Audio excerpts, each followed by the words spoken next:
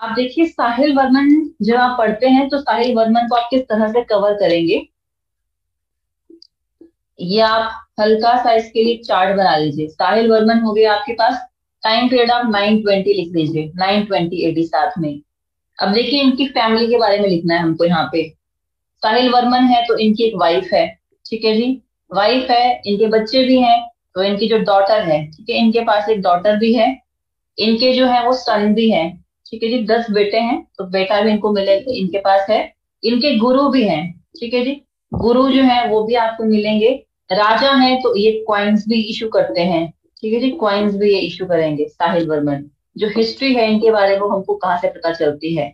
तो ये जो 6 पॉइंट्स है ना, ये 6 पॉइंट्स ही आपने याद रखने हैं, 6 सब पॉइंट्स। इनकी वाइफ के बारे में हम पढ़ेंगे। कभी भी आपको साहिल वर्मन याद करना हो तो आप किस तरह से याद कीजिए, क्या क्या पॉइंट्स आपके मिस ना हो जाए। जो साहिल Varman, daughter, sun, Guru, coins and history, ठीक है। तो सबसे पहले हम स्टार्ट करते हैं कि साहिल वर्मन की जो जानकारी है वो हमको कहाँ से मिलती है, ठीक है। तो हिस्ट्री में आप सबसे पहला पॉइंट लिखिए कि जो सोमवर्मन है, सोमवर्मन, सोमवर्मन और अस्तुवर्मन, सोमवर्मन और अस्तुवर्मन जो है चंबा में आगे राजा बनेंगे। तो इन्होंने लिखा है साहिल वर्मन के बारे में, ठीक है जी। ये वाला पॉइंट बहुत इंपॉर्टेंट है कि साहिल वर्मन की जो जानकारी है वो हमको किनके रिकॉर्ड से मिलती है। तो सोमवर्मन और अस्तुवर्मन के जो रिकॉर्ड्स हैं इनसे हमको जानकारी मिलती है साहिल वर्मन की, ठीक है। साहिल वर्मन, अगर आप टाइम पीरियड लिखना चाहें तो 1060 एडी इनका टाइम पीरियड है, और अस्तु वर्मन का आ जाएगा 1080 एडी, ठीक है कि ये टाइम पीरियड आ जाएगा साथ में। तो इन्होंने बहुत कुछ लिखा है साहिल वर्मन के बारे में। पहला आप ये याद रखना, तो है क्वाइंस। जो साहिल वर्मन है ये अपनी मुद्रा इशू करेंगे, कॉपर क्वाइन से चलाते हैं जिसका नाम है चकली। तो ये वाला क्वेश्चन भी बहुत इंपॉर्टेंट है कि चंबा के किस राजा ने जो है वो चकली क्वाइन इशू किया था। तो चकली क्वाइंस इशू किए हैं साहिल वर्मन ने, ठीक है जी। और चकली क्वाइंस जो है वो किसके बने हुए हैं, कॉपर के। तो ये मिल जाएंगे आपको कॉपर क्वाइंस, ठीक है। Very important question. एंड 5 चकली क्वाइंस इज इक्वल टू 1 आना, है ना, आना। तो एक आने के बराबर क्या है, 5 चकली क्वाइंस जो है उसको मिला के बनता है 1 आना। इतना आप याद रखना। तो ये हो जाता है, ठीक है। अब साहिल वर्मन जो है वो बहुत बड़े राजा हैं, चंबा में काफी इंपॉर्टेंट राजा आपको ये मिलेंगे। बट क्या है ना कि इनकी कोई बच्चा नहीं था, बेटा बेटी कुछ भी नहीं था। तो फिर जैसे सब लोग भगवान से प्रार्थना करते हैं कि भगवान बच्चा हो जाए हमारे घर पे, तो ये भी बहुत प्रेयर करते थे उस टाइम पे। तो इन्हीं के टाइम पीरियड पे क्या होता है कि इनके राज्य में जो है वो साधु आते हैं, 84 साधु, ठीक है जी, 84 सेंट्स जो है वो आएंगे इनके शासनकाल में। तो 84 साधु जो है वहां पे पहुंचते हैं, और इन साधुओं के जो हेड हैं उनका नाम है चरपट नाथ, ठीक है जी, इनका नाम क्या है, चरपट नाथ। तो ये आप ध्यान रखिएगा कि चरपट नाथ जो है वो किनके शासनकाल में चंबा आए थे, साहिल वर्मन के टाइम पीरियड पे आ जाएंगे चरपट नाथ। तो फिर जैसे बाबा जी आते हैं दूर दूर से, है ना, तो सब लोग जाते हैं भागते भागते कि अरे महात्मा संत महात्मा आए हैं, हम भी जाएंगे दर्शन करने के लिए। तो ये जो साहिल वर्मन है इन्होंने भी सोचा कि भाई बड़े दूर से, है ना, बड़े जाने माने पहुंचे हुए बाबा जी आए हैं, हम जाते हैं मिलने के लिए। तो जो साहिल वर्मन है ये भी दर्शन करने गए। तो इन्होंने बोला कि महाराज आशीर्वाद दो, ठीक है, हमारे घर में जो संतान हो जाए। तो चरपट नाथ ने बोला कि आपके जो है वो 10 बेटे होंगे और एक बेटी, ठीक है, एक दो भी नहीं, सीधा 10 बेटे होंगे और एक बेटी आपके घर में होगी, आशीर्वाद है। तो साहिल वर्मन ने सोचा कि ऐसा ना हो कि बाबा जी कहीं आशीर्वाद दे और निकल ले, उसके बाद है ना कहीं भी चले जाए, मैं तो बैठा का बैठे रह जाऊंगा यहाँ पे। तो साहिल वर्मन ने बोला कि आप यहीं रुको, ठीक है, आपको यहीं रहना पड़ेगा, हम आपकी सेवा करेंगे जब तक जो है हमारे घर में संतान नहीं उत्पन्न हो जाती है, ठीक है जी। तो फिर, सॉरी, उत्पन्न थोड़ा भी होगी, तो पैदा होगी मतलब है ना, वो उत्पन्न कैसे होगी। तो साहिल वर्मन बोलते हैं चरपट नाथ को कि आप जो है वो यहीं पे रुके, ठीक है, और हम जो है आपकी सेवा यहाँ पे करेंगे। तो चरपट नाथ को जो है ये अपना गुरु बना लेते हैं, ठीक है जी, गुरु बना लेते हैं। तो ये आपसे सवाल पूछा जाता है कि योगी चरपट नाथ जो है चंबा के किस राजा के गुरु थे। तो साहिल वर्मन के गुरु थे चरपट नाथ। उसके बाद इनके घर में जो है वो संतान हो जाती है, ठीक है जी। फिर ये क्या करेंगे, 84 टेम्पल्स, आपको 84 टेम्पल्स कहाँ मिलेंगे, चंबा में ही। तो 84 टेम्पल्स जो है ना, ये 84 साधुओं के नाम पे रखा गया है। तो इनके नाम पे जो है वहां पे टेम्पल्स बनाए गए हैं। तो 84 टेम्पल्स आपको मिल जाएंगे चंबा में। ठीक है जी। गुरु आ जाएंगे चरपटनाथ। ठीक है, गुरु आपने याद रख लेने हैं। अब हम ये स्टोरी पढ़ते हैं इन तीनों से रिलेटेड। देखिए, इनकी जो वाइफ है उनका नाम है नैना देवी। ठीक है जी, वाइफ का नाम क्या है, नैना देवी। नैना देवी। और साहिर वर्मन के टाइम पीरियड पे जो इनका एरिया था ना, इनकी जो रियासत थी, वहां पे पानी की बहुत दिक्कत थी। पानी की दिक्कत थी तो राजा ही अब वो प्रॉब्लम को सॉल्व करेगा ना। तो राजा ने क्या किया, यहाँ पे एक स्ट्रीम है, उसका नाम है सरहोटा। सरहोटा स्ट्रीम। ठीक है जी, सरहोटा। तो आपने ध्यान रखना, सरहोटा स्ट्रीम है यहाँ पे। तो राजा ने सोचा कि इस नाले से जो है मैं पानी को ले आऊंगा अपने शहर में, और पानी की जो भी दिक्कत है, जो भी किल्लत है, वो ठीक हो जाएगी। तो सरहोटा स्ट्रीम से साहिल वर्मन ने कोशिश की थी कि मैं पानी को ले आता हूँ भाई। अब क्या हुआ कि जब वो नहर बनाई गई तो वो पानी ना आगे ना बढ़े, उस स्ट्रीम में वो पानी चल ही नहीं रहा है। तो बहुत जोर लगाया कि भाई पानी आ जा, आगे नहर बना दी है, चल पड़। पर वो पानी नहीं चला, बह नहीं रही आगे को, है ना। फिर क्या हुआ, फिर पूजा वगैरह हुई वहां पे, है ना, बड़े तांत्रिक साधु महात्मा सबको बुलाया गया कि देखो भाई क्या दिक्कत है। तो फिर वहां पे बोला कि देखिए यहाँ पे तो जो है वो बलि लगेगी, और बलि देनी पड़ेगी, और जो बलि है वो राज परिवार के ही किसी सदस्य की बलि लगेगी। उसके बाद ही जो है वो पानी फिर आगे की तरफ बढ़ेगा। तो फिर बलि जो है, साहिल वर्मन ने बोला कि ठीक है, अपनी प्रजा के लिए जो है वो मैं बलि दे देता हूँ। बट इनकी वाइफ ने बोला, नैना देवी ने, कि नहीं स्वामी, ठीक है, आप बलि नहीं देंगे, मेरे रहते आप क्यों बलि देंगे, है ना। प्रजा है, प्रजा के जो पिता है, जो फादर है, वो राजा ही होता है। तो आपके बिना प्रजा का क्या होगा, आप रुको, ठीक है, मैं बलि देती हूँ आराम से। तो फिर जो नैना देवी है वो जो है वो बलि दे देते हैं।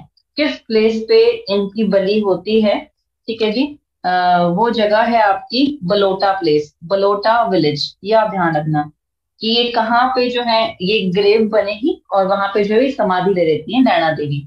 तो बलोटा प्लेस पे जो है वो नैना देवी जो है वो समाधि ले लेती हैं।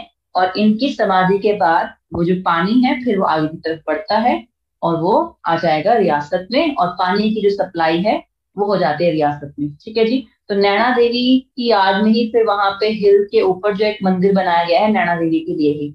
उनके जो भी सेक्रीफाइस है, उस सेक्रीफाइस को मनाने के लिए, सपोर्ट करने के लिए, ठीक है, थैंक यू बोलने के लिए जो है नैना देवी की याद में हिल के ऊपर जो एक मंदिर बनाया गया है।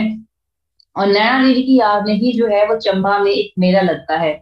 उस मेले का नाम है सूही फेयर। ठीक है, आप याद रखिएगा, सूही। सूही मेला जो है किस रानी की याद में लगता है, सूही मेला लगता है नैना देवी की याद में, जो किसकी वाइफ है, साहिल वर्मन की वाइफ है। ठीक है जी। तो सूही फेयर लगता है इनकी याद में।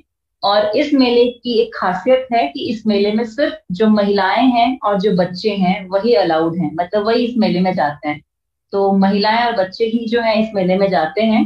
तो सुकरात, ठीक है, सुकरात गाया जाता है। सुकरात क्या है, जो रानी है नैना देवी, उनका जो बलिदान है, उनकी याद में सुकरात गाया जाता है। ठीक है जी, जो उन्होंने मतलब एक गाने के थ्रू उनका पूरी जो जर्नी है, उनका जो सेक्रीफाइस है, उसको याद किया जाता है। तो सुकरात क्या है, रैना नानी, सॉरी नानी नहीं, रानी, रानी नैना देवी की याद में जो सॉन्ग्स गाए जाते हैं उन्हें सुकरात कहा जाता है। ठीक है, तो ये पॉइंट आप याद रखिएगा। तो नैना देवी से रिलेटेड देखिए, वाइफ की पूरी स्टोरी हो गई यहाँ पे। तो नैना देवी वाइफ का नाम, सरगुठा वो स्ट्रीम थी जहां बलि दी गई, वो जगह है बलोटा। सूही फेयर लगता है, और सूही मेले में महिलाएं और बच्चे ही अलाउड हैं। ठीक है जी। और सुकरात जो है वो गाना गाया जाता है नैना देवी के लिए ही। सेकंड पॉइंट क्या है कि जो नैना देवी है, नैना देवी के लिए टेम्पल बना दिया गया। ठीक है जी, मंदिर तो बना दिया गया, लेकिन मंदिर तक वो जो स्टेयर्स हैं, वो जो स्टेप्स हैं, वो जो सीढ़ियां हैं, वो स्टेप्स किसने बनाए, वो सीढ़ियां किसने बनाई, उनका नाम है रानी शारदा। ठीक है जी, रानी शारदा ने बनाया है, रानी शारदा। और रानी शारदा को हम आगे बढ़ेंगे। चंबा में ही एक राजा आते हैं, जीत सिंह। ठीक है जी, जीत सिंह जो है, आप आगे चल के चंबा में राजा पढ़ेंगे। तो जीत सिंह की वाइफ है रानी शारदा। ठीक है जी, इनकी वाइफ का नाम है रानी शारदा।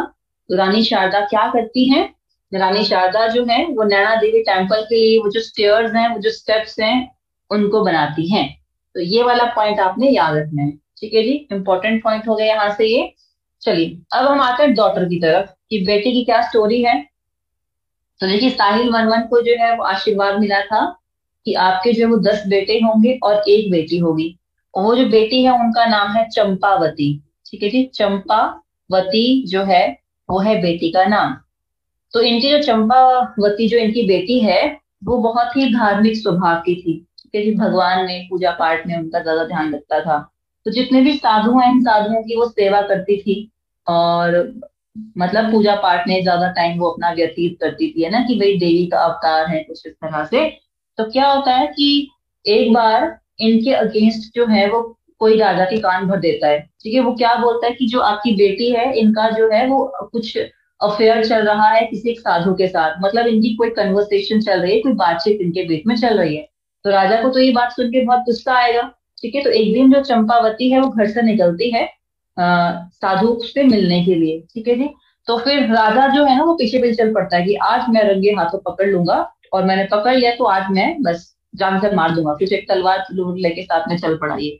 ठीक है, तो अभी चंपावती आगे आगे, जो राजा है वो पीछे पीछे चला है। तो आगे जाके जो चंपावती है वो एक कुटिया में एंटर करती है। तो वो कुटिया में चले गए, राजा ने देखा कि अरे सच में कुटिया में चले गए मिलने के लिए साधु से। राजा भी जो है वो एंटर हो गया उस कुटिया के अंदर, बट जैसे ही वो उस कुटिया में गए तो वो क्या देखते हैं कि कुटिया बिल्कुल खाली है, वहां पे कोई भी नहीं। और जब वो वहां पहुंचते हैं तो फिर एक वो आकाशवाणी होती है। ठीक है जी, और उसमें ये जोर जोर से बोला जाता है कि भाई आपने जो है वो मेरे ऊपर शक किया। ठीक है, और शक किया तो अब मैं यहाँ पे नहीं रहूंगी।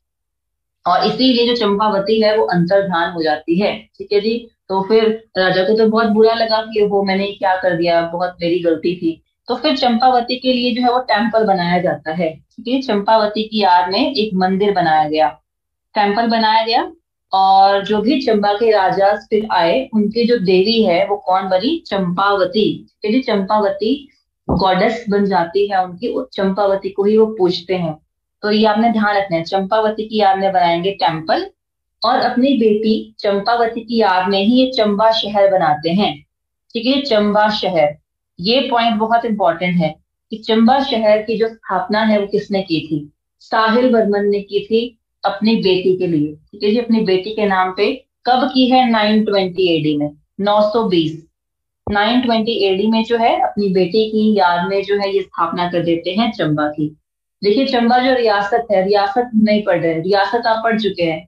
चंबा रियासत की स्थापना मारू ने की थी 550 में। ठीक है जी, बट देखिए चंबा जो आपका शहर है, चंबा शहर की स्थापना कौन करते हैं, साहिल वर्मन करते हैं 920 में। शहर की स्थापना हो चुकी है चंबा शहर की। तो उसके बाद साहिल वर्मन क्या करेंगे, अपनी जो कैपिटल है, अपने कैपिटल को भी शिफ्ट कर देते हैं। कहाँ के लिए, चंबा के लिए। तो चंबा जो कैपिटल है वो भी किसने बनाई है, चंबा राजधानी भी कौन बना देगा, साहिल वर्मन जो है ये बना देते हैं। समझ पाए, ये थी इनकी बेटी की स्टोरी पूरी। डॉटर चंपावती, चंपावती के नाम पे बन जाएगा चंबा शहर। 920, 920 याद रखिएगा, 920 में बना है, इंपॉर्टेंट है। और चंबा को कैपिटल भी कौन बनाएगा, यही बनाएंगे। ठीक है, देखिए एक स्टोरी है कि चंबा का नाम चंबा क्यों है। तो एक स्टोरी तो यही वाली है कि अपनी बेटी के नाम पे चंपावती के नाम पे रख दिया चंबा नाम। और दूसरी स्टोरी क्या है कि यहाँ पे चंपा ट्रीज बहुत सारे हैं, है ना, पेड़ जो है, पेड़ होते हैं चंपा, है ना। तो उनके नाम पे जो है वो चंबा का नाम पड़ गया है। तो दोनों स्टोरीज जो है वो चल सकती है यहाँ पे। तो आपने बेटी वाली जो है वो भी याद रखनी है, और चंपा ट्री वाली भी जो है आप याद रखिएगा कि नाम पड़ गया है चंबा। क्लियर।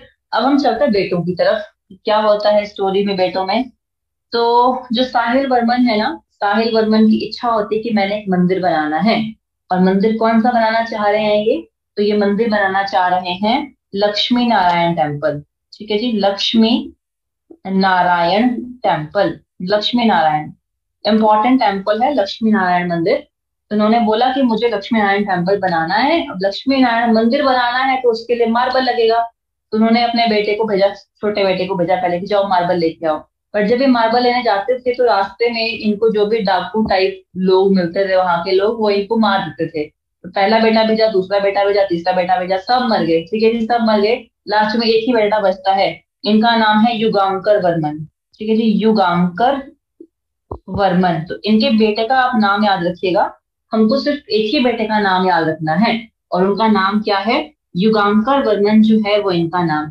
ठीक है जी, युगांकर वर्मन, और ये सबसे बड़े बेटे हैं, ये आपने ध्यान रखना है। तो युगांकर वर्मन जाते हैं और ये मार्बल लेके आएंगे, एंड फाइनली जो आपका लक्ष्मी नारायण टेम्पल है ये बन जाएगा।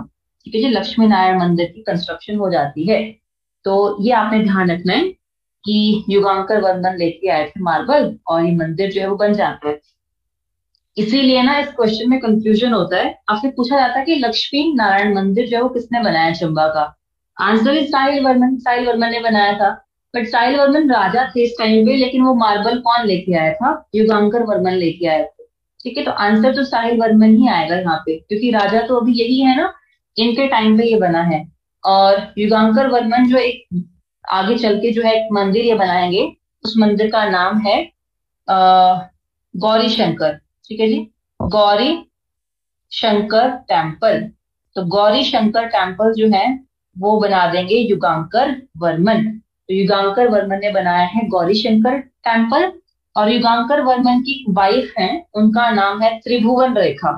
ठीक है जी, त्रिभुवन रेखा, त्रिभुवन रेखा, त्रिभुवन रेखा। वाइफ बोलती है कि मैं भी मंदिर बनाऊंगी, आपने मंदिर बनाया तो मैं क्यों नहीं बनाऊं, मैं भी बनाऊंगी। तो युगांकर वर्मा ने बोला कि बना लो भाई, बना लो, ठीक है, ज्यादा नहीं। तो त्रिभुवन रेखा जो है वो कौन सा मंदिर बनाती है? नरसिंह टेम्पल। ठीक है जी, नरसिंह टेम्पल।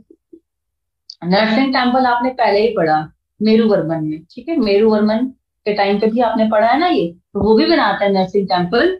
और जो त्रिभुवन रेखा है, त्रिभुवन रेखा भी जो है वो क्या करेगी? नरसिंह टेम्पल बनाती है। तो इतना काम हुआ है साहिल वर्मन के टाइम पीरियड पे। तो ये वाले सारे पॉइंट्स जो हैं वो बहुत इंपॉर्टेंट आपको मिल जाते हैं साहिल वर्मन के टाइम पीरियड के। एंड आफ्टर साहिल वर्मन आप पढ़ते हैं युगांकर वर्मन के बारे में। अगले राजा जो है वो युगांकर वर्मन आएंगे। ठीक है जी, तो ये ही पॉइंट्स आपको याद रखने हैं, यही वाले पॉइंट्स। तो इन पॉइंट्स को हम लोग एक बार देख लेते हैं दोबारा से।